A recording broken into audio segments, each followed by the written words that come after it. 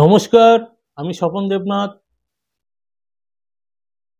আমার প্রিয় ছাত্রছাত্রীদের উদ্দেশ্যে বলছি, আগামী উচ্চ মাধ্যমিকের সিলেবাসে রদবদল ঘটছে। যারা এই অবধি তোমরা প্রথম সেমিস্টার দিয়ে দিয়েছো, খুব দ্রুতই সেকেন্ড সেমিস্টারটা হবে।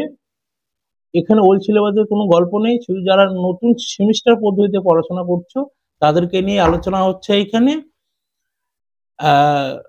তো সেকেন্ড সেমিস্টারে গিয়ে কিছু পরিবর্তন তোমাদের আসবে। অর্থাৎ এ অবধি আমরা যা জানতে পেরেছি, তোমাদের প্রথম সেমিস্টার 11-এর প্রথম সেমিস্টার এবং 12-এর প্রথম সেমিস্টার অর্থাৎ 3 নম্বর সেমিস্টার, এই দুটো পরীক্ষায় পাস ফেলের কোনো বিষয় নেই। দুটোই এমসিকিউ টাইপ কোশ্চেন ছিল। তবে 11-এর সেকেন্ড সেমিস্টার এবং 12-এর লাস্ট সেমিস্টার, যেটা 4 নম্বর সেমিস্টার, এই দুটো মিলে তোমাদের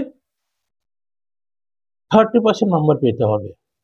অর্থাৎ যারা 70 নম্বরের পরীক্ষা দেবে তাদেরকে 21 নম্বর পেতে হবে, এবং যারা 80 নম্বরের পরীক্ষা দেবে তাদেরকে 24 নম্বর পেতে হবে। এই বিষয়টা ছিল। তো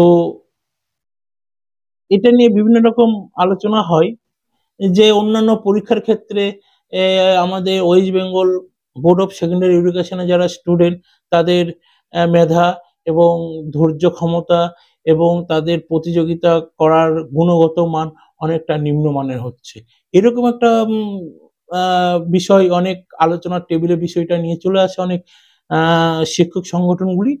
তো এর প্রেক্ষিতে কিছু রদবদল করা হয়েছে সিলেবাসের। যেমন বাংলা, ইংরেজি, পাশাপাশি ইতিহাস, এইগুলোর কিছু রদবদল ঘটতে পারে।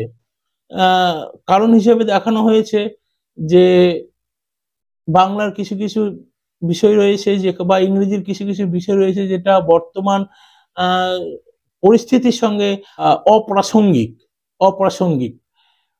তো সেই জায়গায় একটু রদবদল করার চেষ্টা করছে, বা এমন এমন কিছু জায়গা রয়েছে যেখানে হয়তো আধ্যাত্মিকতার একটা বিশেষ ভাব রয়েছে, যেখানে হয়তো ছাত্রছাত্রীরা হয়তো পৌঁছাতে সমস্যা হচ্ছে, এরকম জায়গা। বা ইতিহাসের কিছু বিষয় বর্তমানের সঙ্গে কোনো এর মিল নেই, ঠিক এইরকম কিছু একটা বিষয় নিয়ে সিলেবাসটা পরিবর্তন হতে চলেছে। তবে যারা 11-এ পরীক্ষা দিচ্ছে তাদের কোনো ব্যাপার না। যারা এবার 11 থেকে 12-এ যাবে, তখন তাদের একটা এই সিলেবাস পরিবর্তনের বিষয়টা তাদের ক্ষেত্রে আসবে। এমনটাই গত সোমবার চিরঞ্জীবী ভট্টাচার্য বিভিন্ন প্রচার মাধ্যমে প্রতিনিধিকে এমনটাই জানিয়েছে। এটা তোমাদের বর্তমানে আপডেট ছিল। নমস্কার।